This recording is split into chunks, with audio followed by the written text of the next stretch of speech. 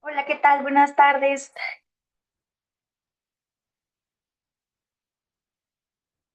Vamos a dar 5 minutitos más para ver si se logran conectar más de los alumnos y comenzamos.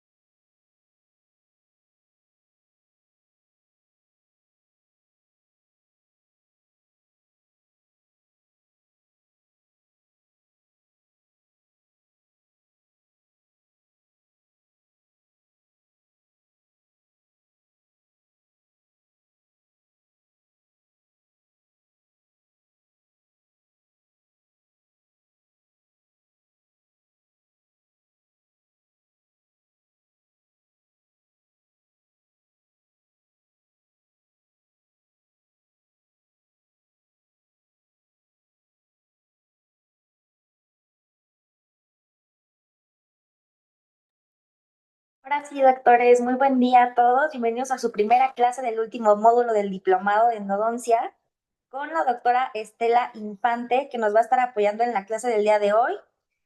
con el tema cirugía periapical. Doctora, bienvenida. Cuando guste iniciar.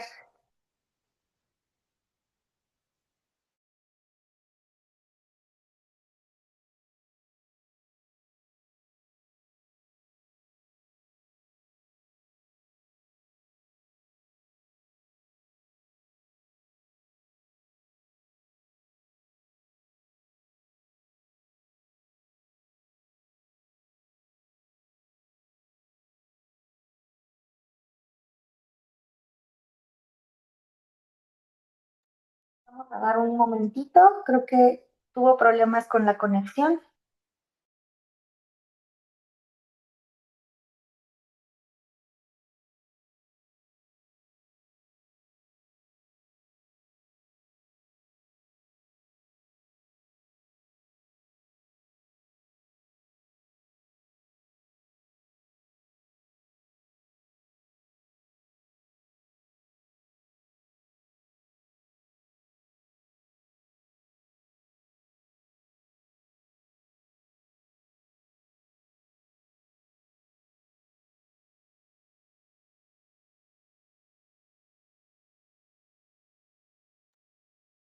Doctora, ¿sí me escucha?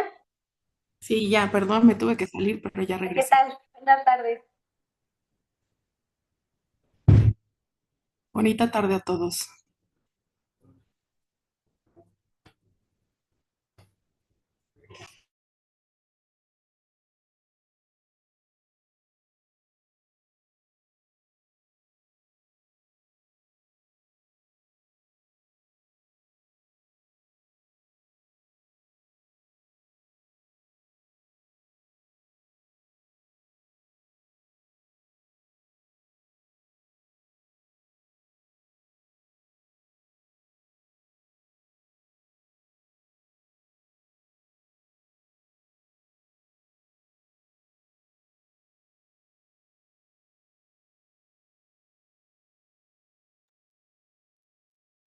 ¿Sí puede compartir la presentación, doctora, o gusta mandármela y yo la comparto?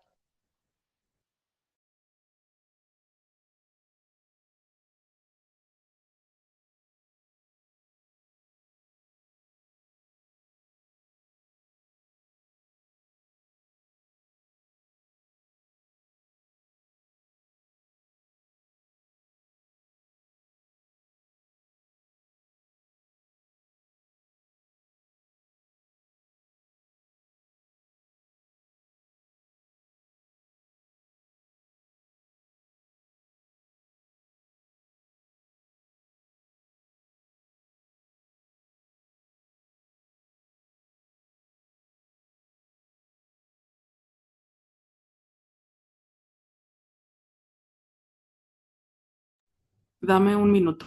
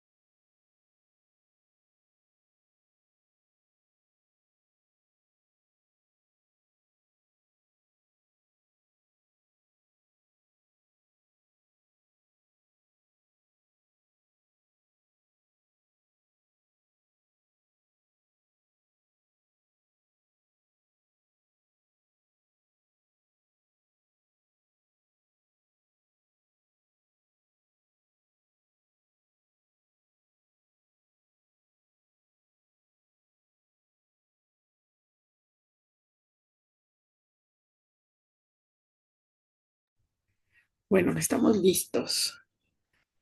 Bienvenidos. Es la primera vez que yo los veo en este diplomado. Soy Estela Rodríguez. Les vamos a platicar el día de hoy un poquito de cirugía periapical o microcirugía periapical, como se conoce ahora. Y pues vamos a ir viendo cada paso de lo que tenemos que hacer en caso de que persista una lesión después de un tratamiento de conductos. Vamos a ver desde historia, qué significa cirugía periapical. Vamos a ver lo que es un diagnóstico, que sí, que no debemos tomar en cuenta, qué es lo básico, una radiografía que no nos da a ciencia cierta el tamaño de una lesión. Vamos a hablar un poquito de tomografía, checar algunas imágenes y y la parte más sangrienta que sería el hacer un colgajo y hacer el retiro de tejido que nos está causando problemas. Ok, entonces vamos hacia adelante. ¿Me pasas la que sigue, por favor?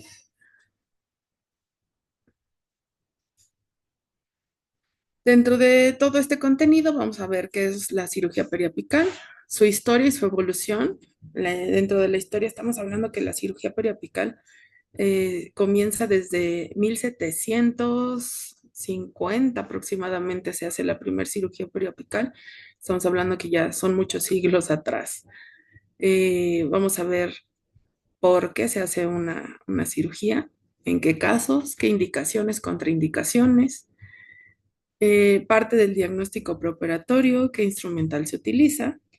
Vamos a ver algunas variantes que les iré comentando en el proceso, cuál es el procedimiento quirúrgico paso a paso, qué materiales tenemos en la actualidad para una retroobturación y las complicaciones más frecuentes que podemos encontrar al hacer este tipo de cirugías. Vamos a ver ahorita también algunas imágenes. Adelante, la que sigue. Vamos a comenzar, como su nombre lo dice, cirugía. Pues va a ser un procedimiento quirúrgico periapical porque va a ser en el periápice, en la punta de la raíz. Y como definición, va a ser un procedimiento quirúrgico que permite acceder a la región periapical del diente para eliminar la patología que está persistiendo después del tratamiento de conductos. Lo que hay que hacer es resecar el ápice, sellar el sistema de conductos vía retrógrada y cuando el tratamiento endodóntico convencional ha fallado o no es posible, también se va a utilizar este tipo de cirugías. También es llamada como apicectomía, aunque su término correcto es cirugía periapical o microcirugía endodóntica. En endodoncia todo es micro, entonces no tiene que ser tan microcirugía. El objetivo principal va a ser eliminar la causa que nos está provocando una infección a nivel de periápice y que es persistente después del tratamiento de conductos y promover que esa cicatrización ósea se realice. Lo que estamos hablando ahorita es todo tratamiento endodóntico, pero tenemos que tomar en cuenta también la parte periodontal. Y checar al final un resultado esperado, que es la resolución de esa lesión periapical y la preservación del diente y recuperación de su función, que eso es lo que buscamos con una cirugía periapical. La que sigue, por favor. Si nos vamos, aquí tenemos en este cuadro que las primeras apicectomías se hicieron en 1890, pues ya les comenté que la primera vez que se realizó una cirugía periapical fue en 1771, que fue como un tratamiento primitivo, una cauterización pulpar, pero dentro del periápice. no se conocía como una cirugía periapical como tal. Obviamente en ese momento no teníamos amplificación que tenemos ahora y por supuesto había un alto índice de fracasos porque no solamente era cauterizar, habría que hacer una retroobturación, había que limpiar toda esa zona y la verdad es que todo era a ciegas, no había una manera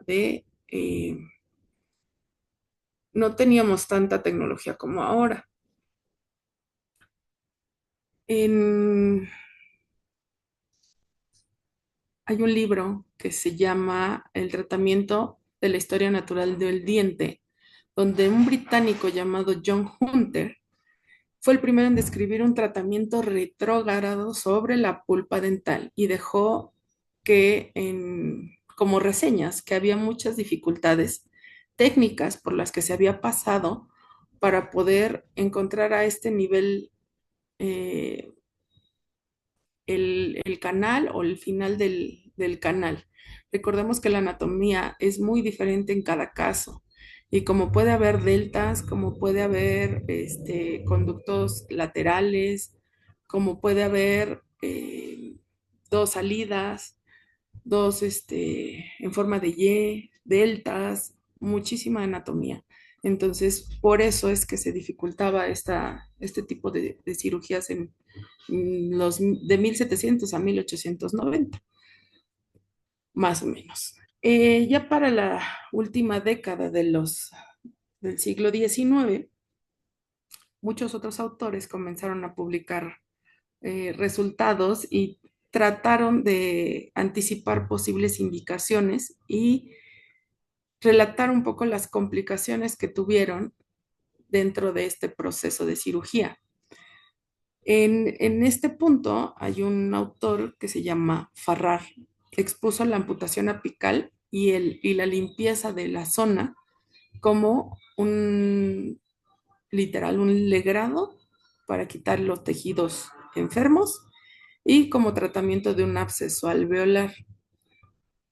Con el paso de los años, aplicaron esta técnica en diferentes contextos clínicos, pero describieron estas técnicas solamente en dientes unirradiculares.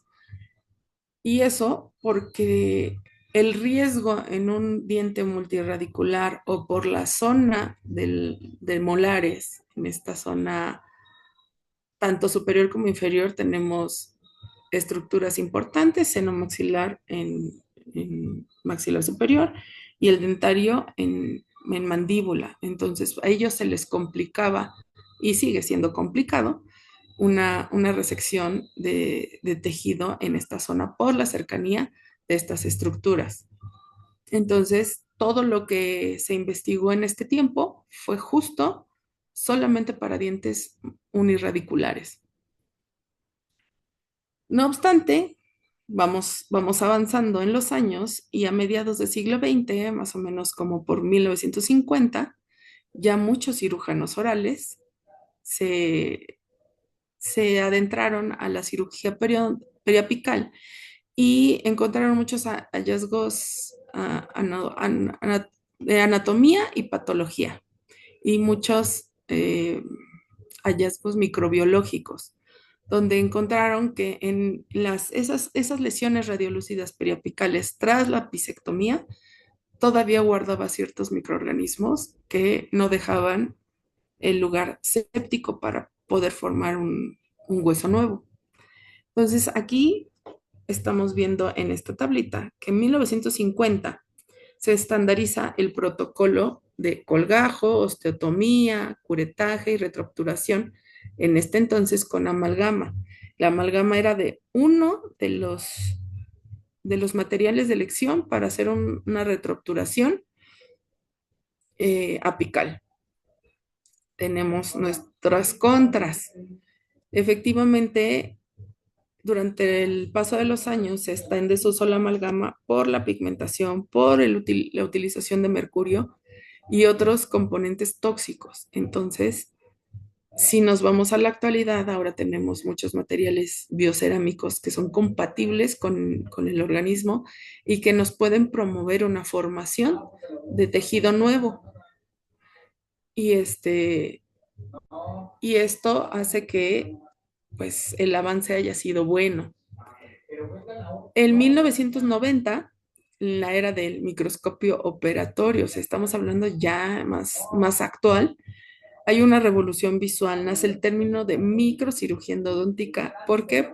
Porque hay resultados sumamente superiores. ¿Por qué? Porque un espacio tan pequeño de 2 o 3 milímetros lo podemos magnificar a verlo como si estuviéramos viendo un celular, o sea, en tamaño grande.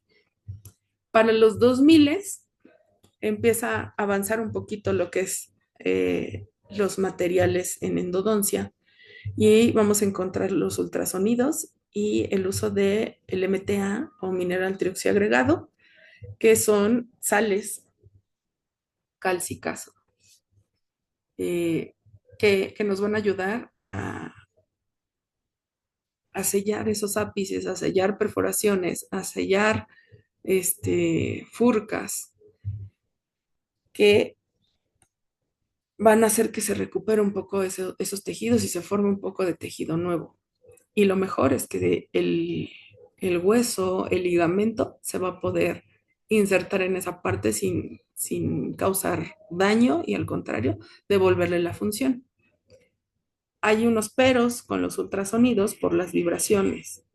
Acuérdense que un tratamiento de conductos nos va a condenar a más fragilidad dentro de ese diente, dentro de esa estructura dental y una vibración con un ultrasonido puede provocar microfracturas. Y en esta era de la 3D, de la tomografía en endodoncia y los medicamentos biocerámicos que nos están ayudando incluso a no llegar a un tratamiento de conductos protegiendo la pulpa y dejarla de manera vital, pues bueno, ya es una tasa de éxito mayor del 85 al 97%. Pero todo tiene que ser con una planificación minuciosa y exacta. También cabe recalcar que después de un tratamiento de conductos, cuando tenemos una lesión persistente, una lesión periapical persistente, nos puede indicar que puede haber una fisura, puede haber una fractura o que no se limpió hasta la punta del ápice y eso todavía nos genera más bacterias en la zona periapical. Entonces, vamos a la que sigue, por favor.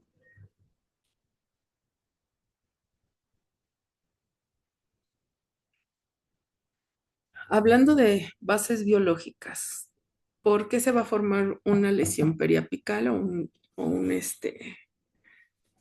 un acúmulo de bacterias en el ápice? Precisamente por eso, las bacterias en los conductos van a producir toxinas, esas toxinas se van a difundir al periápice y esto va a provocar una lesión que va a empezar a destruir el hueso. Recuerden que en el periápice, las bacterias que se encuentran por dentro del conducto van a ser totalmente aerobias, no necesitan aire para sobrevivir, por eso se extienden de manera constante.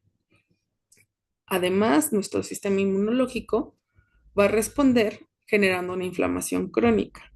Acuérdense que el sistema inmunológico es como la cabeza de todos los sistemas, porque ellos van a llegar, esas células van a llegar a donde existe algo que no le corresponde. En este caso, va a generar una inflamación crónica porque tenemos bacterias que no deberían de estar ahí. Entonces, ¿qué va a provocar esa inflamación? Un granuloma o un quiste. Y radiográficamente va a tener sus diferencias. Si el conducto no se desinfecta bien, la infección va a persistir aunque se obture. Recuerden que el éxito de una endodoncia va a ser la irrigación, desinfectar el conducto. Entre paso y paso de hipoclorito, que es lo ideal para limpiar un tratamiento, en un tratamiento de conductos, para limpiar el conducto, el hipoclorito de sodio es el único que nos va a eliminar las bacterias. Nunca se deja una endodoncia destapada. Nunca. ¿Por qué? Porque vas a crear un biofilm y va a ser imposible que tú puedas limpiar perfectamente ese conducto. Entonces, ese biofilm que se va a formar en un delta apical o conductos accesorios va a ser totalmente inaccesible de manera convencional. Por lo tanto, nosotros tendríamos que entrar de otro lado para poder limpiar esa zona. Y por lo tanto, la cirugía va a eliminar físicamente ese biofilm y la patología que ya está establecida, ese absceso, ese granuloma, ese quiste, se va a eliminar a través de la cirugía, no va a haber otra cosa. Ventajas que tenemos es que el hueso periopical es excelentemente regenerativo. Al eliminar la infección o la causa que está provocando esa infección, el organismo va a reabsorber el tejido inflamatorio y va a depositar hueso nuevo. El éxito va a depender del sellado apical correcto.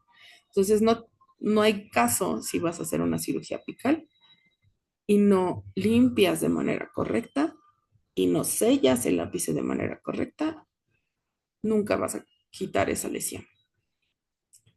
¿Qué factores van a favorecer la cicatrización? Pues la resección del ápice infectado de 2 a 3 milímetros, el sellado hermético con un material biocompatible. En la actualidad, el MTA es uno de los materiales de elección o un biocerámico. Una técnica atraumática con microscopio, el control de la infección sistémica del paciente. Siempre hay que tener una medicación preoperatoria y posoperatoria. La que sigue, por favor.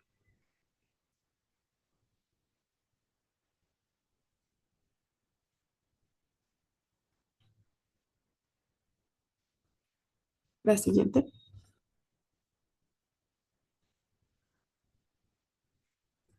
¿Qué indicaciones vamos a tener para realizar una cirugía periapical? El primero, el fracaso de un tratamiento de conductos. ¿Por qué? Porque tras el tratamiento de un conducto, tenemos todavía la posibilidad de hacer un retratamiento para llegar a la punta o a la zona CDC donde podamos sellar esa endodoncia. Sin embargo, hay veces que el mismo conducto es tan estrecho que no nos permite llegar hasta nuestro CDC. Entonces, cuando no es posible llegar, se puede pensar en una indicación para una cirugía periapical. Ahora, si hacemos un retratamiento en un diente previamente tratado y la lesión, recuerden que siempre que hacemos un retratamiento debemos de tener al paciente en observación al mes, a los 3 meses, a los 6 meses, incluso hasta el año, con radiografías de por medio, mínimo. Entonces, si no hay un cambio radiográfico entre el mes, los 3 meses, los 6 meses y el año, entonces ese paciente es candidato para una cirugía periapical. Cuando el conducto no es negociable, pues las calcificaciones nos van a impedir llegar a esa punta del ápice. ¿Hay instrumentos fracturados o escalones que van a impedir acceso al ápice? Sí. Cuando las calcificaciones o los conductos son demasiado estrechos, corremos más riesgo de la fractura de un instrumento o hacer escalones. Por eso va a ser más complicado llegar al ápice. No todos los ápices eh, físicamente van a llegar al mismo lugar. No todos los ápices se encuentran a nivel central. Algunos tienen una salida lateral y algunos tienen invaginaciones. Entonces puede verse una endodoncia corta, pero no quiere decir que esté corta. es la anatomía del ápice. Una tercera indicación es una perforación radicular. Estas perforaciones apicales que no responden a un tratamiento no quirúrgico o una endodoncia que no se pueda rehacer un tapón, un tope, es un candidato a una cirugía periapical. Se nos pasó la gutapercha, pues bueno, material sobreextendido, material obturador extruido hacia seno, hacia el nervio con síntomas persistentes, hay dolor, hay, hay sensación de me molesta cuando me toco. Bueno, pues ahí hay una indicación más para una cirugía periapical.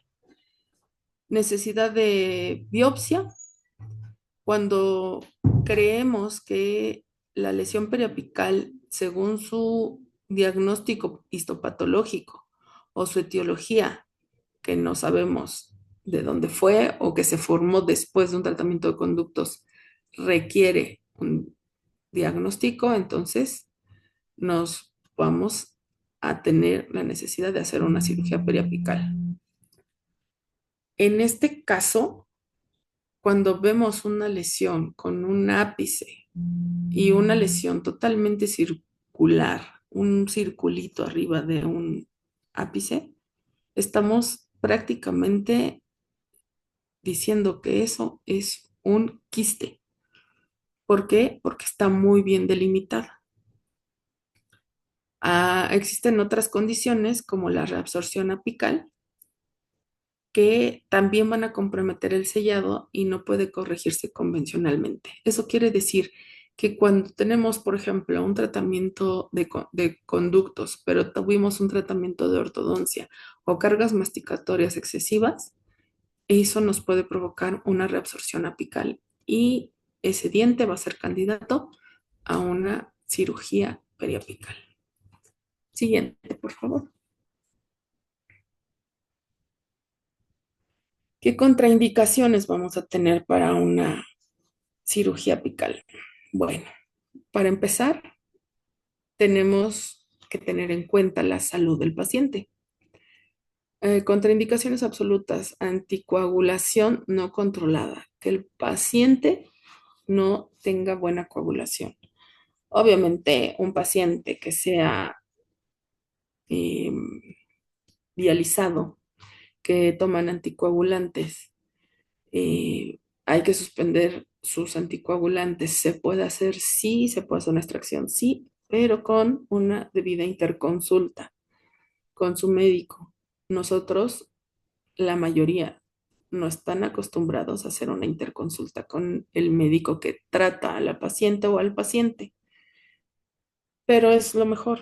Hay pacientes que tienen problemas cardíacos que toman anticoagulantes y es necesario tener una interconsulta. Incluso hasta los cardiólogos se les hace raro que les hables por ver si puedes tratar a su paciente. Entonces es importante que tengan una comunicación con el médico tratante. Cuando tienen pacientes con quimioterapias activas y que su sistema inmune está deprimido o inmunosuprimido severamente, es una contraindicación absoluta de que no se puede realizar. Un diente que no tiene un valor estratégico, un pronóstico nulo, un tercer molar que no me sirve, pues entonces ni te molestes en hacer una apicectomía. Por supuesto, la zona es peligroso, es muy atrás, no lo hagas. El acceso quirúrgico es imposible por anatomía, volvemos al mismo tema, un tercer molar es imposible, aunque sea el último diente que tenga el paciente. Paciente que no dé el consentimiento informado, importantísimo.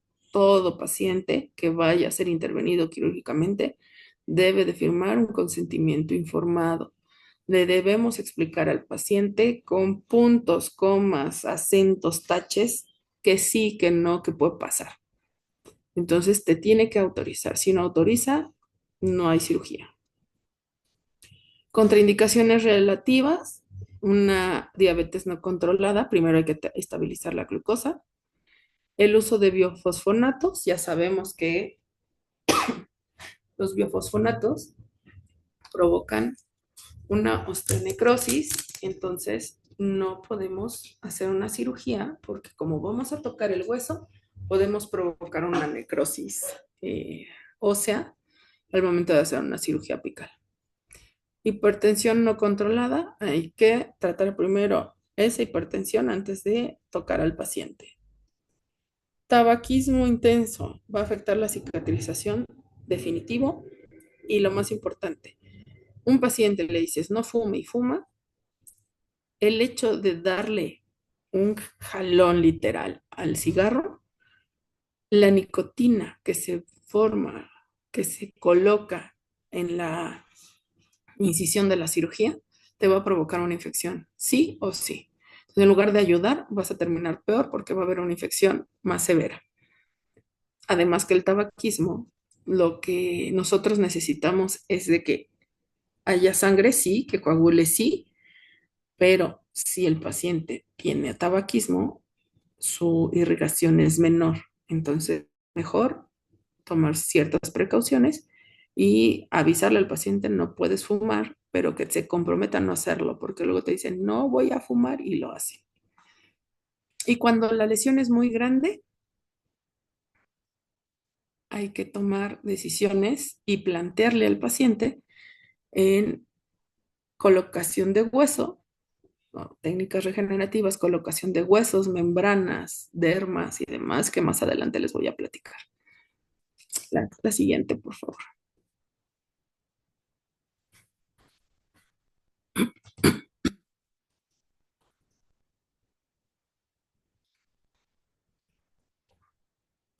De manera básica, una radiografía para hacer un diagnóstico. Como les comentaba hace unos minutos, después de un tratamiento de conductos, donde ya tienes una lesión, donde ya hubo dolor, donde hubo infección, tienes que estar vigilando de manera constante a ese paciente para checar eh, si esa lesión desde que terminaste tu tratamiento de conductos ha disminuido y si ha disminuido de manera natural, puedes estar seguro que puedes ir avanzando con el demás tratamiento. Pero si no eliminas esa lesión por completo, entonces obligatoriamente va a ser candidato a una cirugía periapical. Entonces, en el momento de la toma de radiografía, va a ser tu principal herramienta diagnóstica de no baja tu lesión, no se hace más pequeña. Entonces, eh, tú te vas a dar cuenta. Anatomía radicular, relación con estructuras vecinas, eh, está muy grande la lesión, no ha modificado desde la última vez que te vi. Entonces, algunas veces puede indicar que será tratamiento quirúrgico.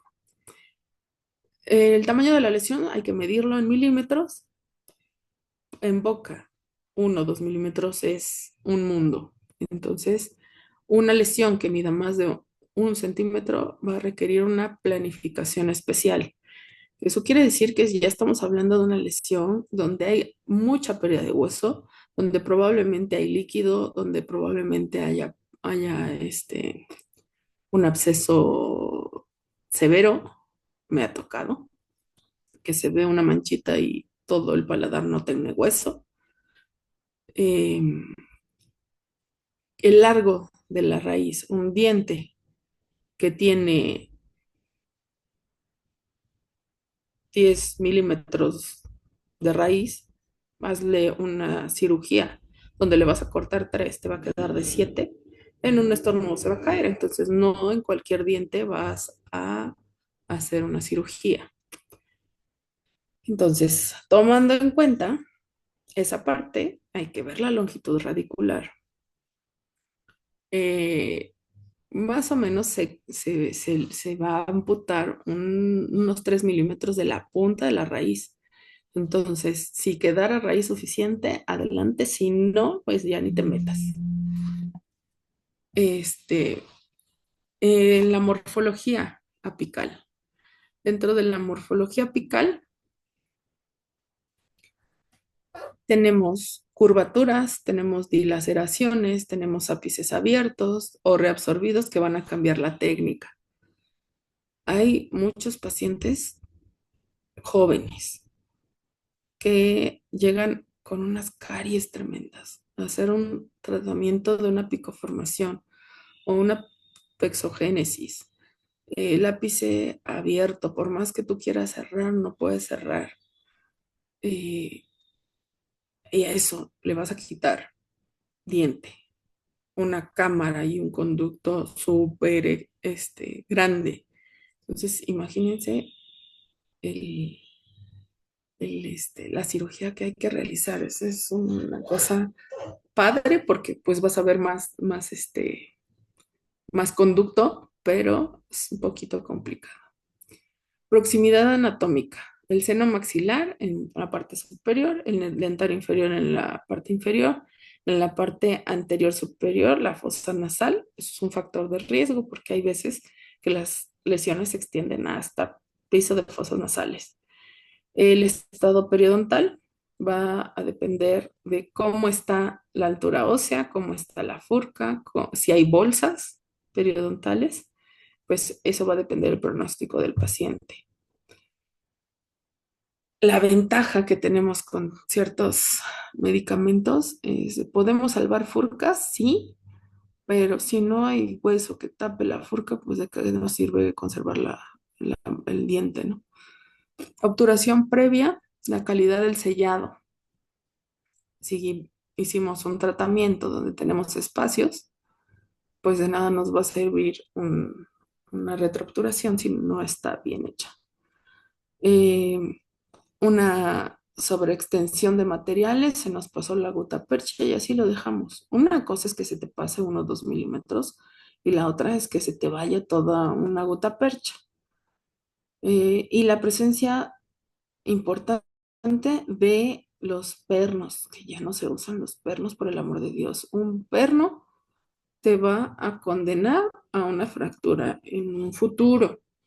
Por eso existen las nuevas técnicas con fibra de vidrio y resina para reconstrucción de muñones. En la actualidad tenemos muchas maneras de reconstruir que no sean pernos. Los pernos y más los roscados, que no sé por qué los ponen, no sé por qué existen, van a condenar una raíz a una fractura. Punto, no hay más. La que sigue. Esto es una radiografía convencional de dientes con endodoncia. Si vemos en la primera fotografía, está muy circunscrito esa lesión. Ahí yo me iría más a que eso es un quiste en lugar de una lesión convencional. Si logramos ver un poquito el hueso nada más toca un tercio de diente. Entonces hay que tomar en cuenta para poder realizar una cirugía esa parte del diente. Y ahora si nos ponemos muy exquisitos y muy piquis y nos acercamos un poquito a la radiografía, se alcanza a ver justo en el ápice como si fuera un conducto accesorio y ese conducto no está limpio. Entonces ahí puede haber bacterias y que está provocando esa lesión. En la segunda fotografía vemos que inician un tratamiento de conductos y hay una lesión y en una segunda fotografía, 5 meses después, hay una disminución en esa lesión. Entonces, eso es lo que tenemos que ver después de un tratamiento de conductos para poder valorar si necesitamos o no una cirugía apical. La que sigue, por favor. La maravilla del siglo XXI, un diagnóstico con tomografía en tercera dimensión. Si yo les platicara que el 70% de las lesiones recurrentes después de tratamientos de conductos terminan en extracción, no me lo creen. ¿Pero por qué? Por fracturas o fisuras. Entonces, por eso debemos de ser muy conscientes de que si el paciente sigue con una lesión y no ha disminuido y llegamos a ver una línea de una fisura en corona, nos podemos, con azul de metileno lo podemos checar sin problema. Pero si llegamos a ver una línea de fisura o vemos que el paciente es bruxista o que tiene restauraciones de circonia en un antagonista y se sigue esa lesión, podemos pensar que es una fisura. Entonces, por eso es que el diagnóstico con una tomografía en tercera dimensión es el estándar oro en la actualidad para la planificación de una cirugía apical. Esto te va a permitir ver tres planos, el axial, coronal y sagital, lo que la radiografía 2D no te va a mostrar. Recuerden que una radiografía convencional estamos viendo plano, no lo vemos de lado. Sí, la radiografía convencional nos ayuda cuando nosotros angulamos esas tomas de radiografías, disto medial o radial, o sea, sí se puede, pero no vas a estarle tomando al paciente 20,000 radiografías. Cambio, tomas un CBCTC y de 5 por 5 donde se ve solo el diente. Entonces, ¿qué vamos a encontrar en una imagen? Cortes sin superposición en tres planos. Vamos a encontrar dimensiones exactas, pues, se pueden medir en forma real. Anatómicamente, las distancias precisas entre la lesión y la estructura más cercana y conductos accesorios que no podemos identificar en una tomografía se van a ver. Incluso se llegan a ver las fisuras o fracturas. Entonces, pues es una maravilla. Y también podemos planificar de manera correcta cuál va a ser nuestro abordaje, qué ángulo es el que necesitamos para reseccionar esa parte de tejido. Y en cambio, una 2D, una radiografía convencional, se nos van a superponer las estructuras, el tamaño real va a ser aproximado, la relación del seno con o el nervio es aproximada, no es exacta, los conductos accesorios casi nunca se ven y la planificación va a ser básica y estimativa de qué podemos hacer, qué podemos encontrar. Entonces, una tomografía en tercera dimensión nos puede dar un panorama amplio. Entonces, así como se utiliza la tomografía para colocación de implantes, una radiografía en endodoncia, una tomografía en endodoncia es una maravilla. Claro, no todos tenemos la posibilidad de tener un tomógrafo dental en nuestro consultorio, pero es una maravilla. La que sigue, por favor. Ahora, todos se acuerdan que tenemos tres planos en nuestro cuerpo, axial, sagital y coronal. El axial vamos a dividir la parte superior de la parte inferior. En un sagital, la parte derecha de la parte izquierda. Y un coronal, la parte de adelante con la parte de atrás. Entonces, son lo básico que debemos saber para poder entender una tomografía. El el entender una tomografía y el poder trabajar con una tomografía no requiere mucha ciencia, pero es un poco complejo para quien no sabe utilizar. La que sigue, por favor. Estas tomografías son muy, muy bonitas. ¿Por qué? Estamos hablando que, al igual que en la fotografía anterior donde nos enseña los planos, en este caso estamos viendo el mismo caso, pero ya en una tomografía. Entonces, si nos ponemos a ver el- la primera fotografía, la fotografía A, donde estamos viendo el ápice y estamos viendo el grado de destrucción, donde se observa que ya no hay una tabla vestibular, pero tampoco hay una tabla palatina y que la lesión es muy extensa. El puntito blanco que estamos viendo en medio de esa zona es el ápice. este diente todavía no tiene endodoncia, pero tiene una lesión. Entonces, si nos vamos a una segunda fotografía, vemos que ahí hay una lesión totalmente circular, pero tenemos en un plano sagital y en un plano transversal, hay un ápice que está literal partido y una lesión totalmente circunscrita.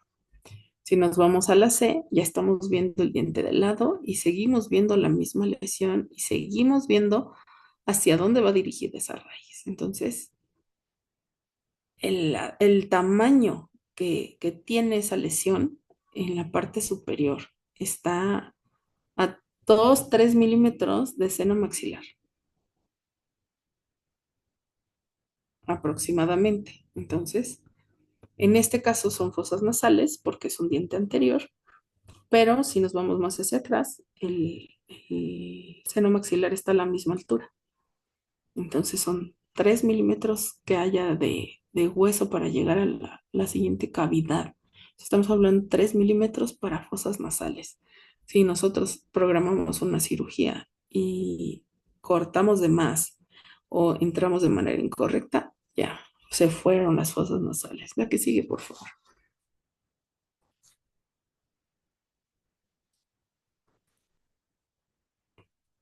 Ahora lo vemos ya sin mediciones. Seguimos viendo ay, se duplicó. ¿Qué pasó? Seguimos viendo la misma, el mismo caso, ya sin líneas, y estamos viendo ya en una impresión en tercera dimensión la lesión, todo el hueco que hay, ya no hay hueso ni vestibular ni palatino, estamos a 3 milímetros de fosas nasales, y si comparamos la base de esa lesión, está más o menos en la base del seno maxilar, en esa fotografía en tercera dimensión. Pásame dos, por favor. Ahí está, la de abajo, la que sigue. Esa. Ahora bien, vamos a medir. Aquí nos dice que de vestibular hacia palatino tenemos 7 milímetros de pérdida ósea, de lesión. Entonces estamos hablando que es una lesión bastante grande. Y de, de mesial a distal tenemos 10,5 milímetros de tamaño. Estamos hablando de un poquito más de un centímetro. Es muchísimo, es muy grande. Y si se fijan en esa fotografía, estamos súper cerca del seno maxilar. Y eso que el seno maxilar va más atrás, está muy cerquita. Y sin miedo a equivocarme, el premolar también ya está contaminado porque ya también tiene una lesión. La que sigue, por favor.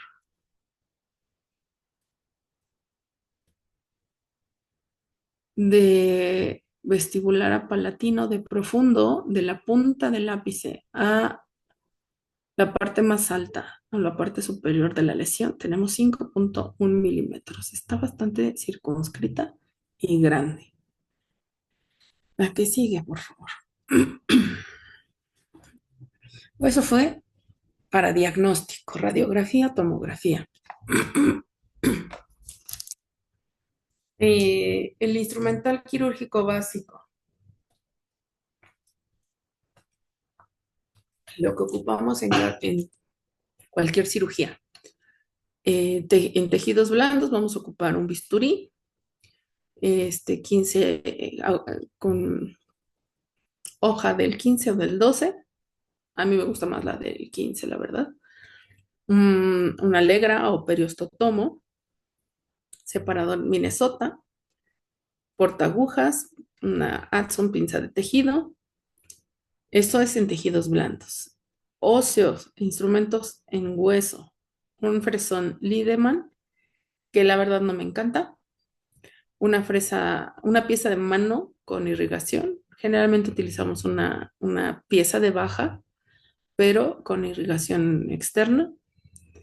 una cucharilla de Lucas que este, casualmente hace unas semanas hice una cirugía una cirugía apical y me prestaron un instrumento que es una cucharilla, pero es de otorrino, muy chiquita y una maravilla. En la siguiente sesión les traigo esas fotos. Eh, una fresa de diamante para el bisel apical, nueva, no la con la que prepararon la corona, tiene que ser una fresa nueva. Para la retropreparación y la retroobturación vamos a utilizar puntas ultrasónicas, microespejos y microespátulas, una jeringa o un portador de MTA, como un portamalgamas, es un portador de MTA, es muy parecido, y condensadores retrógrados.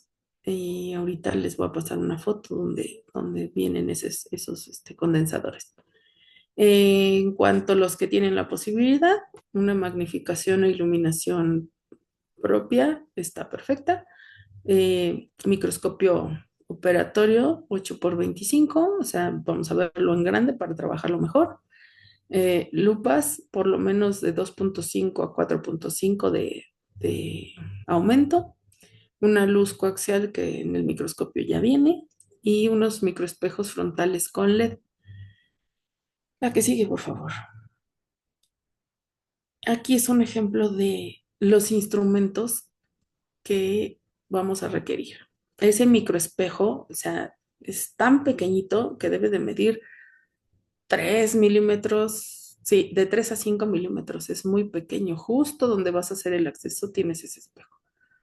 La verdad, yo no los ocupo, pero existen, son Hufridi. Todo este instrumental es Hufridi. Vamos a necesitar esas curetas para eliminar el tejido, así como viene en la imagen. Está en la segunda imagen están los retroobturadores, ya que cortaste el ápice, ya que le hiciste un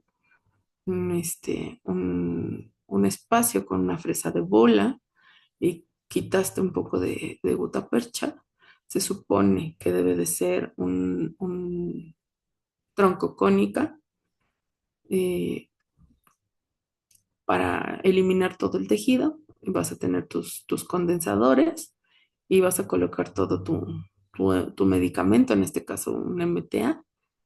Y aquí casualmente en esta fotografía el hueso regresó a la normalidad.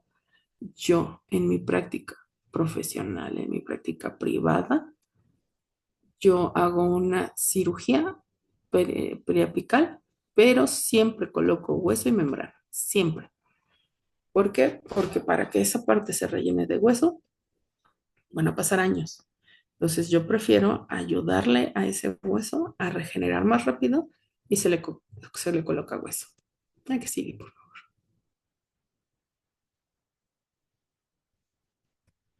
La preparación preoperatoria del paciente. Hace un ratito les comenté que una preparación adecuada va a reducir complicaciones, va a mejorar el campo operatorio y va a garantizar la seguridad del paciente. Siempre hay que medicar al paciente. Si tenemos lesiones muy complicadas, entonces tenemos que mandar más de un antibiótico. Tenemos que manejar un doble esquema, un triple esquema. Básico, amoxicilina de 500 miligramos cada 8 horas, desde 24 horas antes. Un día antes de que sea la cirugía, empiezas con tu antibiótico. ¿Para qué? Para que cuando tú llegues al consultorio, a tu cirugía, tú ya tengas impregnada una dosis, 3 dosis de antibiótico o una dosis única de 2 gramos una hora antes. Prácticamente lo mismo que necesitabas un día antes es lo que le vas a dar una hora antes si es que no se lo mandaste de manera adecuada. Pacientes alérgicos va a ser clindamicina, 600 miligramos. Yo me voy más a clindamicina una hora antes, 600 miligramos, o 24 horas antes, clindamicina de 300 cada 8 horas. Lo mismo, no más de 10 días. porque la clindamicina nos provoca una colitis pseudomembranosa. Hemostasia tópica, vasoconstrictor normal, anestésico epinefrina 1 a 100.000, enjuague de clorexidina previo al inicio de la cirugía.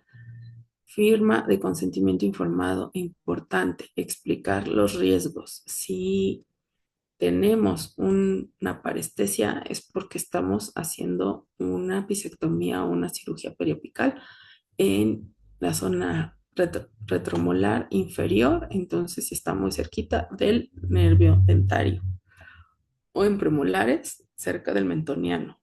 ¿Pasa? Sí pasa. Infecciones,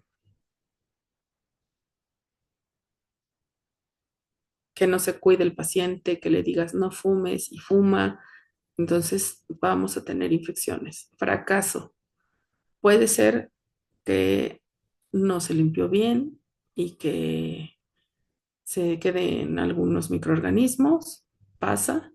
Necesidad de extracción, sí, cuando, por ejemplo, tenemos una fisura y ya que abriste y ya que empezaste una cirugía, se ve una línea de fisura.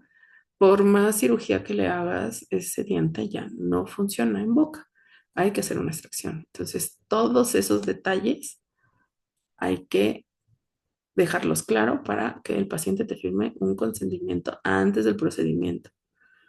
Análisis de laboratorio, biometría hemática para ver el conteo de células sanguíneas, tiempos de coagulación, glucosa en paciente diabético, suspender los AINES, la aspirina suspendida 7 días antes para que pueda coagular tu paciente, en pacientes hipertensos, por ejemplo.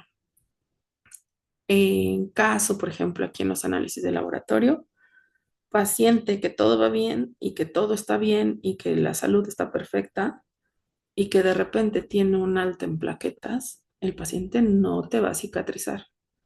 Entonces es importante tener análisis de pocos días, porque si no, todo se puede complicar.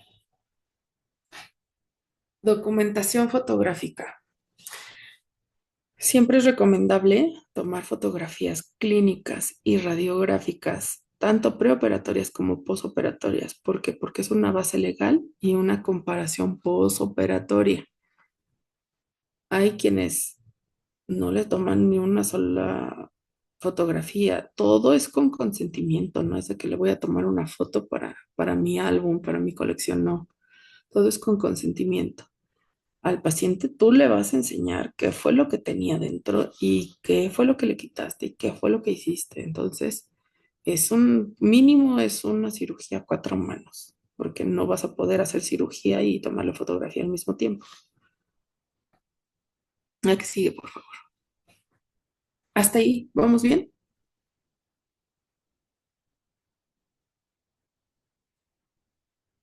Sí. Ok, bueno, nos vamos a ir a la parte anestésica y del campo operatorio. En cuanto a la anestesia, va a ser una anestesia normal, común, vestibular palatino o lingual. O sea, vamos a anestesiar perfectamente toda la zona, porque las lesiones pueden ser muy amplias. Entonces, anestesia local con epinefrina. Cuidado con los pacientes que toman algún tipo de medicamentos, algún tipo de droga, porque un anestésico normal como una lidocaína con epinefrina no le va a hacer efecto. Entonces, tienen que tener su historia clínica completa. En esos casos, que el paciente tenga antecedentes de consumo de algún tipo de droga, es preferible colocar una articaína. Es lo único que nos puede contrarrestar un poco el efecto de la droga. El bloqueo regional para molares inferiores, del alveolar inferior y bucal largo como refuerzo. Complementaria intraligamentaria cuando el bloqueo es insuficiente y se deposita de manera lenta. En algunos casos que el paciente sigue sintiendo dolor, sugerencia, empiezas a infiltrar anestésico por la parte vestibular de la punta del literal en, en hueso, vas desde el ápice hasta de apical a coronal, infiltrando cada 2, 3 milímetros para que puedas anestesiar por completo. Algunos pacientes pasa. Recuerden que cuando el paciente no está bien anestesiado es porque las fibras C son mayores que en cualquier otro paciente. Esperar 5 minutos a que le haga la anestesia, verificar que haya una isquemia tisular antes de cortar, o sea, que se vea blanco. Dentro del campo operatorio, pues el paciente va a estar de cúbito supino, la cabeza ligeramente girada hacia el operador. Va a haber, si hay magnificaciones, colocar el microscopio o las lupas antes de iniciar. Ajustar el enfoque, la luz, todo, porque acuérdense que cuando se trabaja con microscopio, la silla es especial, la posición es especial, no nada de que trabajamos encorvados. La irrigación siempre va a ser con solución salina estéril para enfriar las fresas y mantener visibilidad. Recuerden que estamos trabajando con fresas de baja velocidad. La aspiración va a ser una punta quirúrgica, como cualquier cirugía. Mantener el campo seco en todo momento. La hemostasia local va a ser con gasas con epinefrina o sulfato férrico en paredes óseas durante el curetaje. A mí esta parte no la ocupo. No me gusta el sulfato férrico directo en hueso, pero sí puede ser epinefrina. La que sigue, por favor.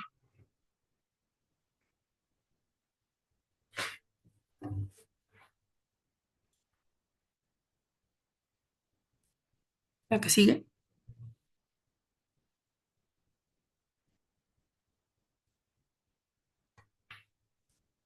Ahora sí, vamos a ir a la parte más bonita de la cirugía, que es los tejidos. Y hablar de tejidos es hablar de cuidado de encía, mucosa y hueso. No es como hacer enchiladas. Necesitamos saber qué incisión y qué diseño de colgajo vamos a utilizar. Todo va a depender de la zona que vamos a tratar. El diseño correcto del colgajo nos va a garantizar visibilidad, acceso, cicatrización, sin comprometer la vascularización del tejido. Hay muchos tipos de colgajo. Todo va a depender de si ese diente ya está restaurado, si no está restaurado, si es zona anterior o si es zona posterior.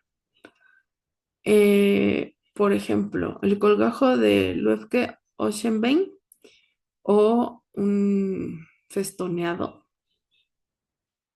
va a ser una incisión horizontal en encía queratinizada, 2 a 3 milímetros del margen gingival. No vamos a separar las papilas. Vamos a tener descargas verticales hacia fondo de saco, pero vamos a preservar la estructura la arquitectura de las papilas gingivales, es decir, que va a ser el más usado en la sección anterior. ¿Por qué? Porque si hay una corona, si hay una restauración, que preservar, que no vamos a cambiar, entonces vamos a dejar la encía en su lugar de, de la papilita. Y ahorita vamos a ver un ejemplo.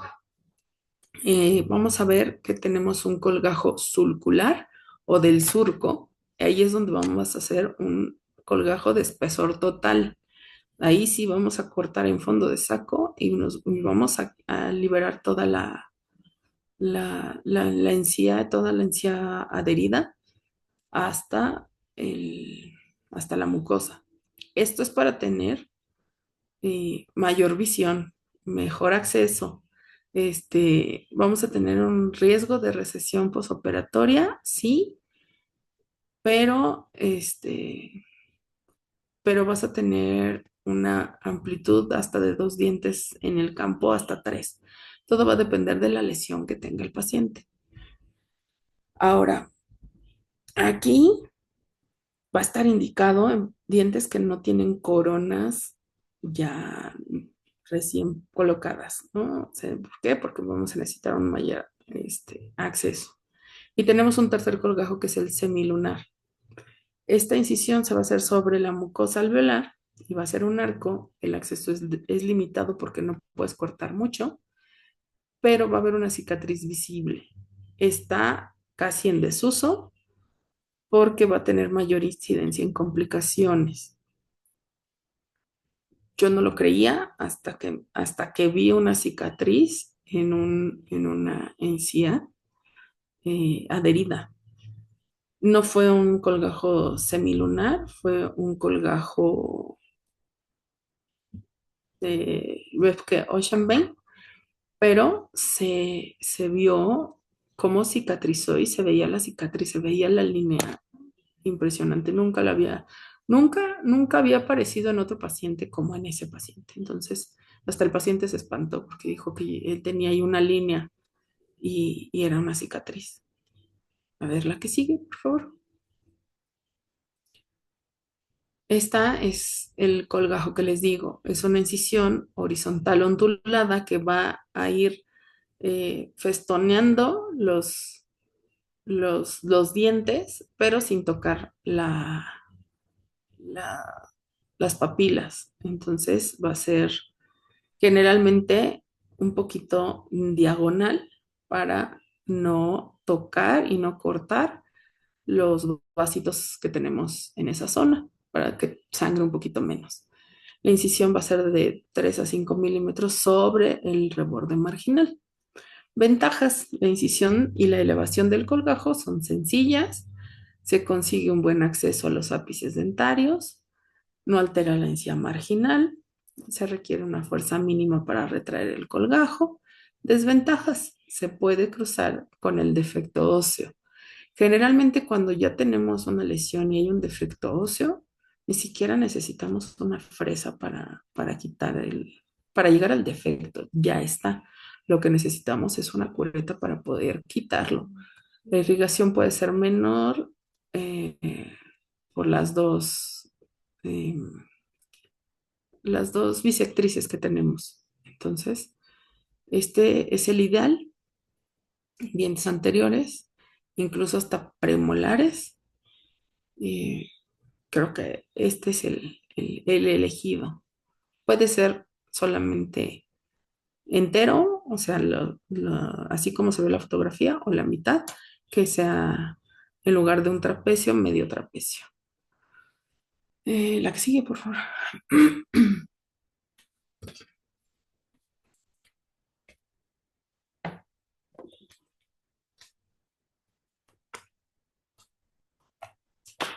La que sigue. Este es un colgajo sulcular, donde nos vamos a ir debajo del surco dentario. Aquí sí vamos a cortar papilas. Ventajas, o sea, hay menor trauma vascular, pero va a haber según una mejor estética que si nos ponemos muy piquis, eso no va a pasar. ¿Por qué? Porque se va a retraer un poquito esa encía, pero bueno, va a ser de fácil reposicionamiento, la vas a poder suturar de manera normal. Desventajas, que va a ser un acceso limitado, vas a tensionar más el tejido para regresarlo a su lugar y vas a tener ese riesgo de las recesiones. La que sigue, por favor. Un semilunar. Ventajas es que es muy simple, es literal un corte curvo. La estética protésica, ¿por qué? Porque se va a formar una cicatriz. Este, Tu prótesis va a quedar perfecta, tus dientes van a verse muy bonitos, pero la cicatriz se va a ver. Esa es una de las desventajas. Mantenimiento, como es más hacia apical, vas a poderte cepillar normal y no vas a tener que tocar esa zona. Entonces, esa es una ventaja. Desventajas, que tienes una visión limitada. ¿Por qué? Porque esa incisión ya es a nivel mucosa y la mucosa es muy delgada y muy floja, o sea, muy, muy flácida. Entonces va a ser un poquito complicado que puedas controlar la-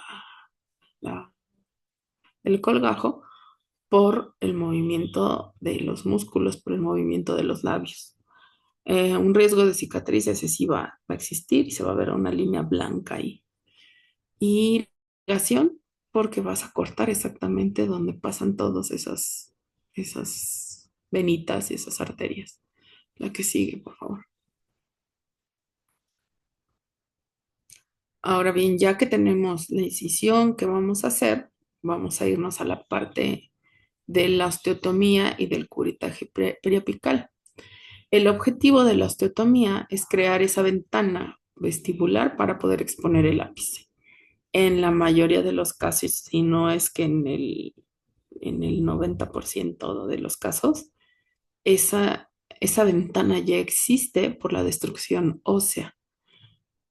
Generalmente van a romper esa pared de hueso y va a tener el tejido granuloso pegado a la encía que tú estás retirando. Es muy común que el paciente te refiera después de un tratamiento de conductos, tengo sensibilidad, me siento frío, siento calor cuando tomo líquido y la endodoncia está hecha y tiene una corona metal porcelana o tiene una corona de circonia, el paciente te va a decir que ella tiene sensibilidad o que él tiene una sensibilidad. Eso es porque esa lesión ya está en tejido blando, ya no hay hueso. Entonces, la fresa que vamos a utilizar puede ser una Lideman, que ya no es tan necesaria. Se puede utilizar una fresa de bola del número 8 con baja velocidad, pero con irrigación. El tamaño. La ventana mínima necesaria es de 4 a 6 milímetros para no debilitar el hueso, para no cortar de más. Localización, pues guiarse por la tomografía, exactamente dónde está la lesión. Generalmente es muy predecible. ¿Por qué? Porque en algunas ocasiones tocas y se siente el hueco. A veces tienes una fístula, a veces tienes una bolita. Ahí se llega a notar dónde está la lesión. Siempre hay que tener cuidado en estar irrigando constantemente para no necrosar el hueso. Eso es básico en cualquier cirugía. Cuando hay corte, hay calor, entonces hay que estar irrigando de manera constante. La hemostasia, ya lo habíamos visto, que hay que colocar una gasa con epinefrina en la cripta ósea durante el curetaje. Es opcional, tampoco tiene que ser, no te va a sangrar, no se va a desmayar de tanta sangre, porque la verdad es que no. Y el curetaje periapical, su objetivo principal va a ser eliminar ese tejido inflamatorio, ese quiste, ese granuloma, ese absceso que se formó en el periápice del diente. El instrumental, pues va a ser una cureta de una cucharilla de Lucas, una cureta o un elevador pequeño. Aquí es donde yo les decía que hay unos instrumentales que son unas curetas como de otorrino, que son más pequeñas o como si fuera un excavador del básico, que son chiquitas. Hay unas que vienen por tamaños, a lo mejor la más grande les puede funcionar. La técnica puede ser un raspado sistemático de todas las paredes del hueso destruido. Una biopsia no siempre se realiza. Todo tejido retirado debe enviarse a histopatología, pero no todos lo hacemos. Se revisa con microscopio el diente para ver si tenemos unas fisuras o conductos accesorios y vas a tener una irrigación con solución salina antes de quitar ese ápice, antes de, de cerrar, antes de la retroobturación. Primero tienes que checar que no tenga fisuras o que no tenga conductos accesorios. La que sigue, por favor.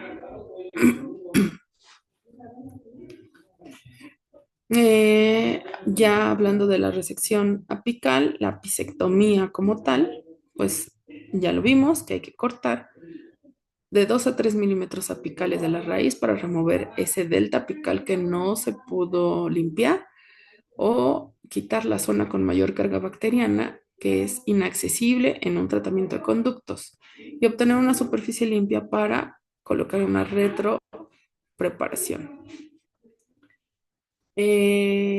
En este corte mínimo de 3 milímetros, ¿por qué 3 milímetros? Porque con ese mínimo de 3 milímetros vamos a eliminar el 93% de conductos laterales o el 98% de deltas apicales. No se debe de cortar más de lo necesario. Ángulo de corte, lo más perpendicular posible a 90 grados.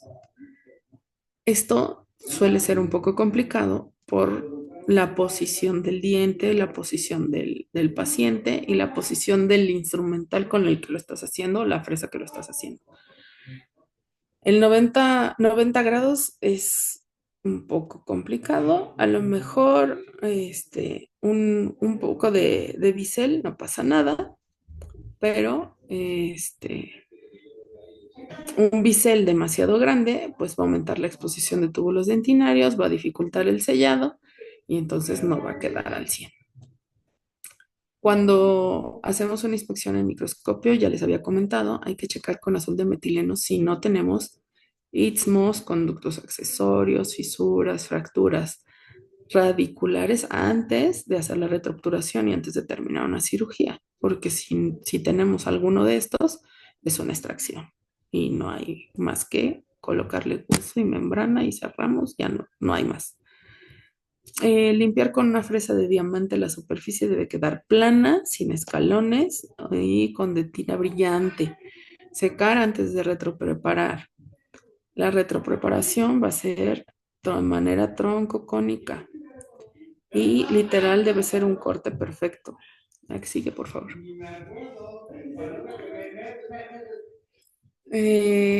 Retropreparación con ultrasonido. Aquí tenemos como varios dilemas. Con una retropreparación ultrasónica vamos a crear una cavidad en el extremo radicular que vamos a cortar para poder colocar el material de obturación. El punto es que el ultrasonido estándar actual desplaza a la fresa rotatoria, pero pues por la misma vibración que se tiene puede crear algunas, ¿cómo se llama? Microfracturas a nivel apical. Entonces también hay que tener mucho cuidado con este ultrasonido. Las ventajas que tenemos es una preparación eh, en el mismo eje del conducto. La profundidad va a ser 3 milímetros sin desviar, elimina el istmo entre los conductos. La misma vibración va a eliminar los residuos que lleguen a tener, un menor desgaste de dentina que una fresa convencional y va a tener una mejor visibilidad con microscopio.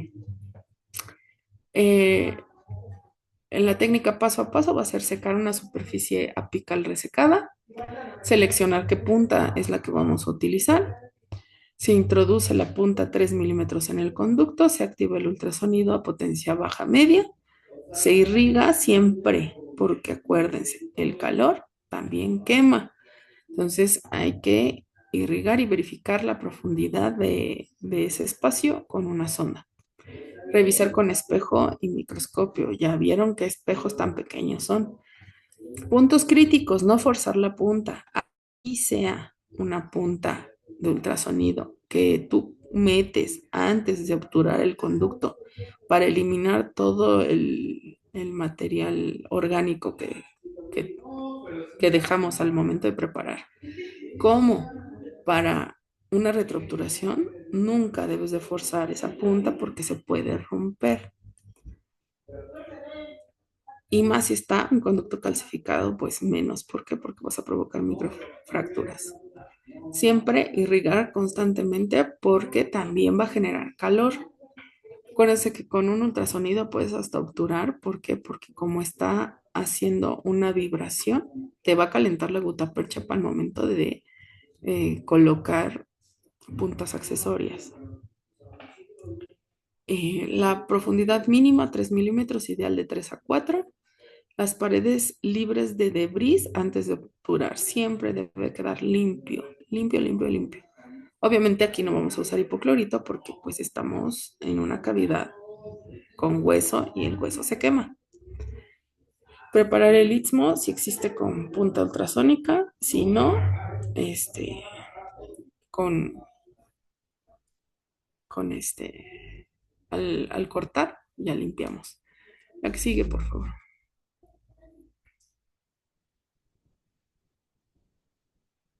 ¿Qué materiales vamos a ocupar en una retroobturación? Bueno, si nos vamos a la historia, lo que antes se utilizaba era la amalgama, porque era lo que había.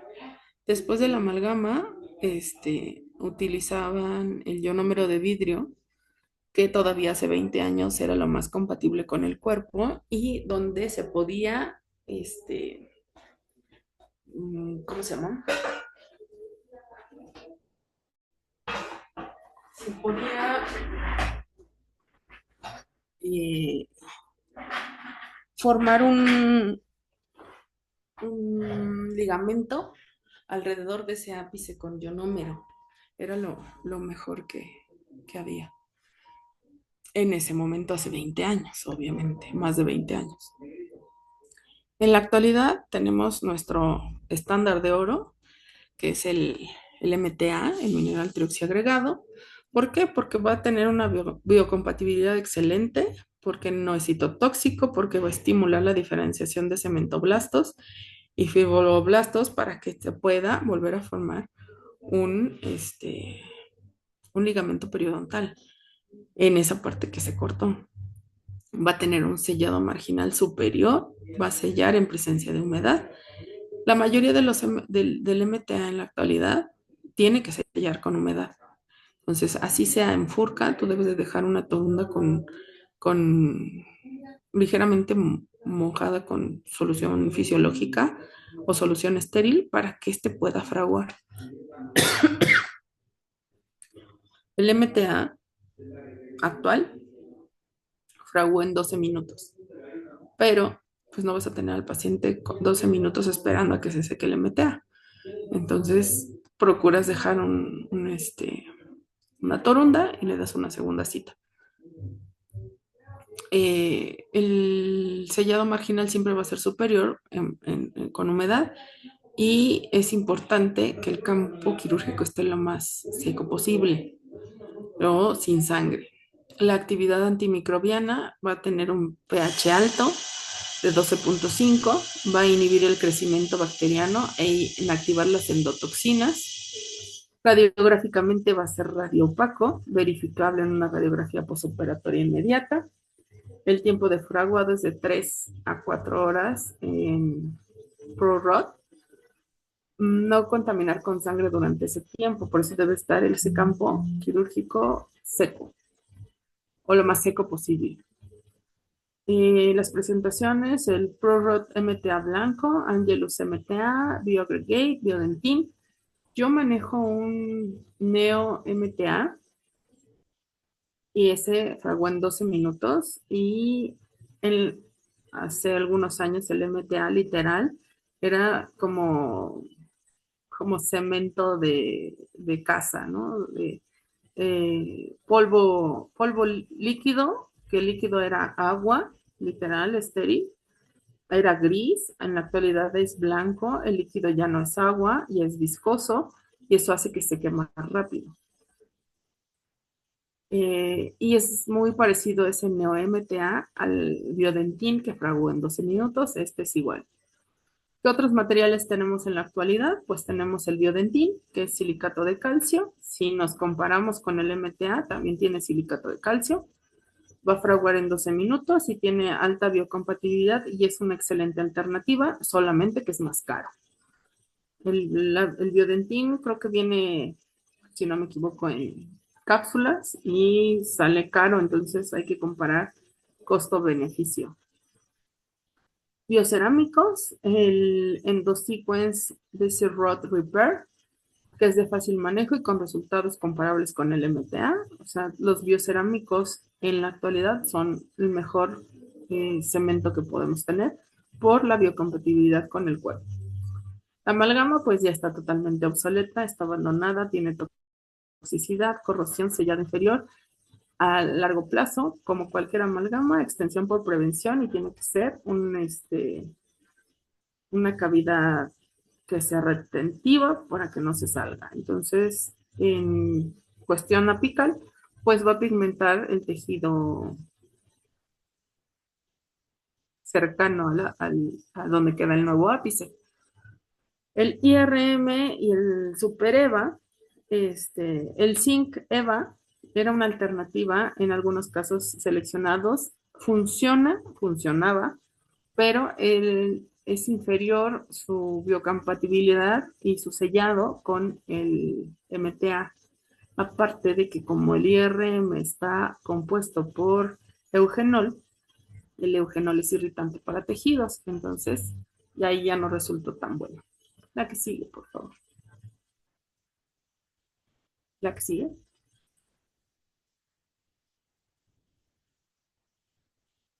Y aquí vemos ejemplos. Aquí tenía una lesión bastante extensa, se hace una endodoncia y se hace una retroobturación, este, y va disminuyendo un poquito la lesión inicial a 5 meses después. La que sigue, por favor.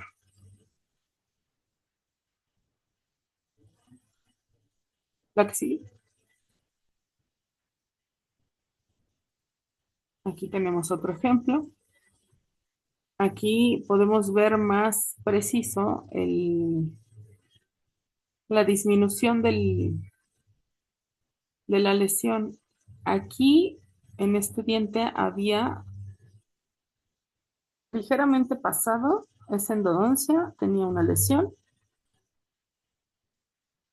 se le hizo la cirugía, se cortó el ápice, a mi gusto quedó, le falta un poquito de retroobturación, pero ha disminuido la lesión, entonces está funcionando. La que sigue.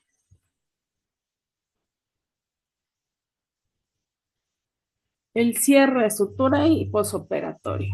Ok, la técnica de sutura. Normalmente en odontología ocupamos seda, pero si nos metemos un poquito más en tejido blando, en CIA, eso es más de periodoncia, ¿no? Pero vamos a hablar un poquito ahorita más adelante sobre los biotipos de la encía.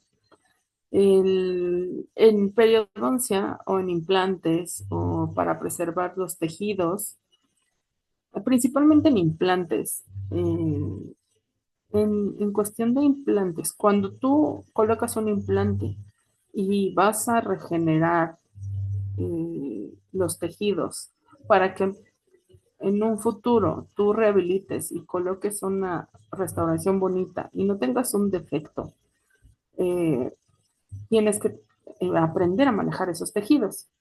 Y al manejar esos tejidos vas a encontrar una serie de productos como si fuera cremería y salchichonería que nunca en tu vida te hubieras imaginado. Entonces, todos esos productos siento que en este tipo de cirugías los podemos utilizar también, solamente que pues nadie nos los enseña. Dentro de las suturas, tanto en implantes como en endodoncia, podemos utilizar el nylon o la poliglactina. Yo prefiero el nylon, 4050, muy delgadito, para que si tú tienes un colgajo, el espesor que tú quieras, un nylon, 4 ceros va a ser tan delgadito que el paciente no lo va a sentir. va a ser higiénico. El paciente con una seda se le va a acumular el alimento y te va a gritar que le lastima el- la sutura, pero con un nylon no. Generalmente vamos a hacer puntos interrumpidos simples o vamos a hacer un colchonero, dependiendo el colgajo que se vaya a realizar. Aproximar el colgajo sin tanta tensión al sublugar donde estaba ese tejido.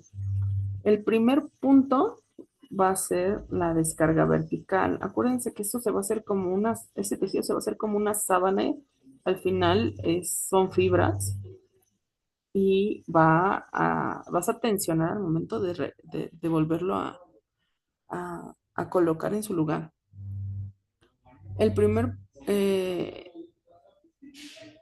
el primer punto es el importante porque es donde vas a colocar tu primer punto y vas a ir acomodándolo de tal manera que vayas cerrando todas las aristas que tengas. Entonces se te puede desgarrar, o sea, es de mucha paciencia.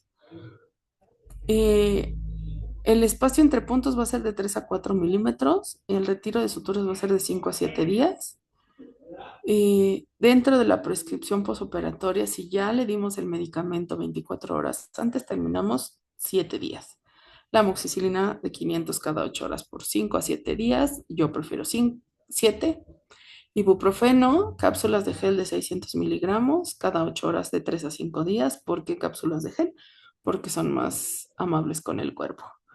Paracetamol de 500 miligramos de rescate cada 6 horas. En mi práctica y de manera personal, yo prefiero el Febrax, que tiene paracetamol con naproxeno.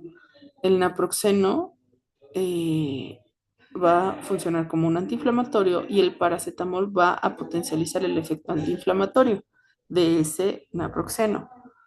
Entonces, yo los mando en conjunto, el ibuprofeno con el Febrax o paracetamol con naproxen. Eh, cada 6 horas o cada 8 horas, 3 días, para que desinflamen 3 días.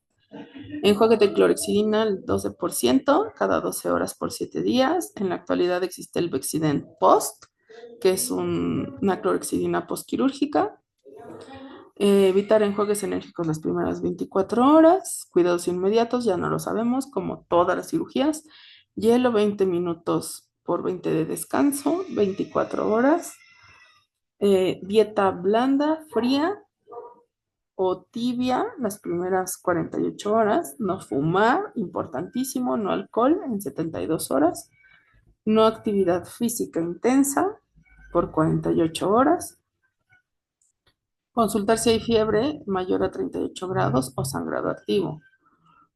Recuerden que siempre un sangrado en este tipo de cirugías va a ser mínimo, un hilito si acaso, y lo demás va a ser saliva.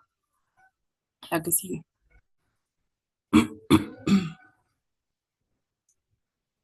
Complicaciones. Las complicaciones de estos tratamientos, pues va a ser una hemorragia intraoperatoria. Es decir, estamos trabajando y está sangrando mucho el hueso.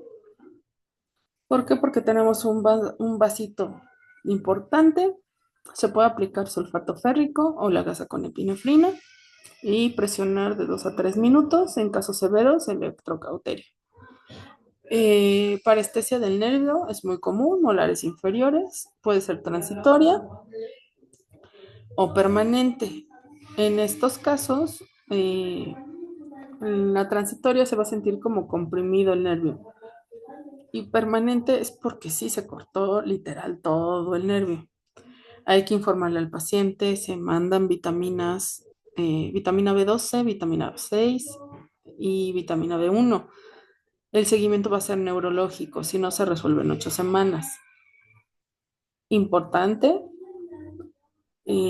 generalmente estos pacientes que tienen una parestesia de ese nervio, aparte de la vitamina, nosotros utilizamos láser, rayo láser, diodo, así como me funciona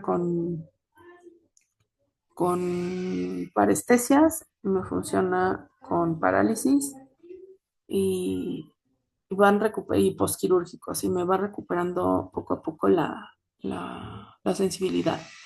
Comunicación con seno maxilar, perforaciones pequeñas de menos de 2 milímetros cicatrizan solas.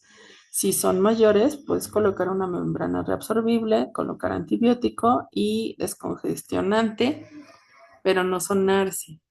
¿Por qué? Porque esa ventana se va a hacer más grande. Acuérdense que la ventana del seno maxilar es excesivamente delgada.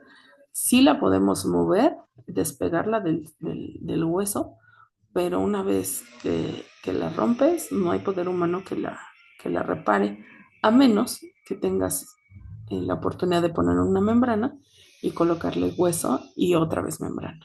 Que eso para mí sería lo más importante. No dejar el hueco o el lecho quirúrgico que se rellene solo de hueso en un futuro, porque eso va a tardar muchos años. Yo prefiero colocación de hueso y colocación de membrana. Infección posoperatoria, ese lo vas a manejar con un esquema doble, que es amoxicilina con ácido clavulánico, 875 por 125 cada 12 horas, drenaje si hay fluctuación, si hay un abscesito, control 38 horas y cultivo si es posible para ver si agregamos otro medicamento y hacer un esquema triple. Fractura radicular durante la cirugía, aquí es donde vemos otra vez que si evaluamos la extensión y la fractura cervical, es, si la fractura es cervical, es extracción, no hay más.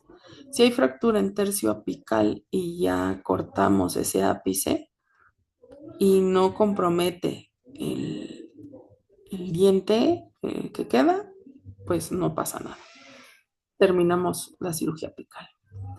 Dehiscencia del colgajo, este es súper importante porque hay que irrigar con clonexidina, hay que suturar de manera secundaria si es posible, si no, hacer una granulación espontánea y antibiótico de manera sistémica. La que sigue, por favor. Y aquí es donde yo les voy a hablar un poquito, sí, la que sigue, del biotipo gingival. Todo esto que les voy a hablar ahorita de biotipos gingivales tiene que ver con cada paciente es diferente, entonces no siempre se va a presentar lo mismo y hay muchas clasificaciones. Esto más bien se utiliza ya en implantología. ¿Por qué? Porque es conforme vas a rehabilitar. Entonces, existen biotipos de encía donde, ahora sí que en la antigüedad, en 1969, existen dos tipos de biotipos gingivales, una encía festoneada y delgada y una plana y gruesa. Y conforme van pasando los años, va cambiando. Ahora es una clasificación de biotipos grueso y plano y delgado y festoneado. O sea, cambia un poquito el término. El grosor gingival va a ser mayor o igual a 2 milímetros sin considerar de 1,6 a 1,9 milímetros. Se consideró biotipo de tejido grueso y un grosor gingival de menos de 1,5 milímetros se denominó biotipo delgado. Entonces, mientras más grueso la encía adherida, mejor. En nuestro caso, eh, los pacientes que son biotipo grueso y plano van a tener papilas cortas, mientras que los biotipos gruesos y festoneados van a tener papilas más largas. Esta disparidad en la morfología puede resultar en la pérdida de papilas. Por eso es bien importante el diseño del colgajo. La que sigue, por favor.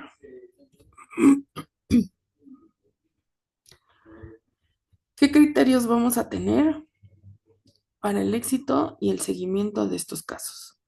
El éxito completo es cuando va a desaparecer totalmente La lesión radiolúcida va a ser asintomático, va a tener espacio de ligamento de manera normal. Un éxito incompleto sí va a reducir significativamente la lesión en un 50%, va a estar asintomático, pero va a requerir un seguimiento más frecuente. Y el fracaso es que la lesión sigue sin cambio o en aumento y su sintomatología persiste. Habría que hacer una reintervención o una extracción porque seguramente ahí hay una fisura o una malformación o una fractura. La tasa de éxito global con MTA y microscopio aumenta de un 85 a un 97% a 2 años, contra un 70-80% con técnicas convencionales sin microscopio. No quiere decir que pueda ser un fracaso, pero si tenemos mejor visión, pues vamos a tener más éxito porque sabemos que limpiamos mejor. El protocolo de seguimiento va a ser de 24 a 48 horas. Va a haber control, inflamación, sangrado y apertura.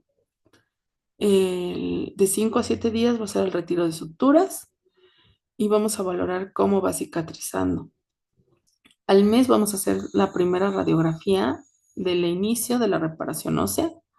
A los 3 meses vamos a tomar una radiografía comparativa y ver si ha reducido esa lesión. A los 6 meses, evaluación clínica y radiográfica. Al año vamos a clasificar si fue un éxito, si necesitamos seguir observando o si fue un fracaso. Y 2 años va a ser la evolución definitiva y una alta si es que hay una resolución. La que sigue. En resumen, vamos a tener que el procedimiento quirúrgico completo va a depender del diagnóstico, ya sea radiográfico, en un inicio y después una tomografía para definir si es necesaria una cirugía. En segundo va a ser la preparación, o sea, tenemos que mandar laboratorios, antibióticos, firma de consentimiento y demás. Anestesia infiltrativa más el bloqueo y esperar que tengamos un efecto vasoconstrictor. La cuarta va a ser una incisión y un buen colgajo. Eh, Aquí va a ser el que más te acomode. Ya vimos tres y los tres pueden funcionar. Los primeros dos funcionan mejor. Y la osteotomía va a ser una ventana ósea mínima con una fresa Lindemann o una fresa de bola del número 8. Curetaje, vamos a eliminar el tejido inflamatorio, enviar a biopsia si es que así lo requieren y eliminar con periostotomos, curetas, agua estéril o solución estéril.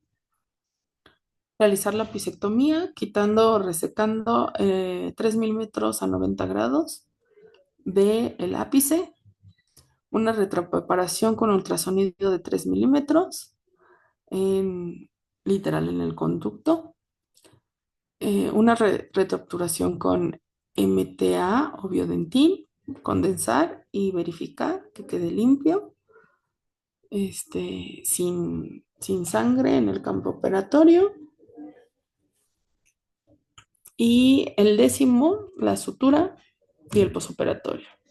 Recomendable el nylon, la prescripción de medicamentos, amoxicilina o clindamicina, dependiendo del caso, amoxicilina con ácido clavulánico, el ibuprofeno, cápsulas de 600 miligramos cada 8 horas, el Febrax o el paracetamol con naproxen, el colutorio de clorexidina al 12%, la dieta blanda, hielo las primeras 24 horas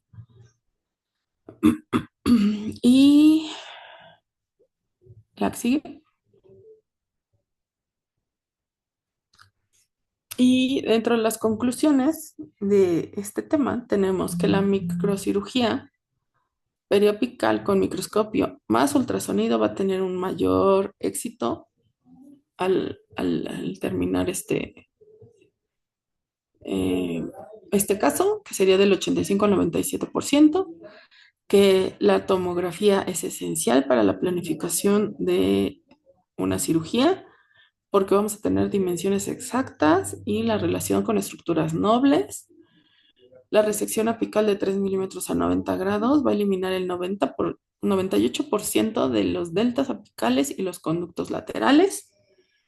El MTA sigue siendo el material de obturación, de retroobturación, con mayor biocompatibilidad y sellado, y todo tejido periapical extirpado debe de enviarse a análisis histopatológico sin excepción. Y creo que nos quedó más claro que el agua. Todo este tema no es muy complicado, es bastante sencillo, mm, no es complicado de realizar, simplemente hay que tener nuestras debidas precauciones, tener conocimiento de las estructuras que tenemos cercanas y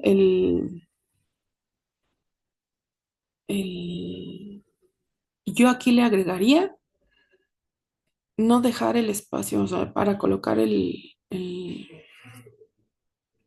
colgajo en su lugar. Yo no lo dejaría así. Yo después de la resección del ápice y de la retracturación, yo colocaría hueso y membrana y después reposicionaría el colgajo. ¿Para qué? Para ayudarle a ese hueso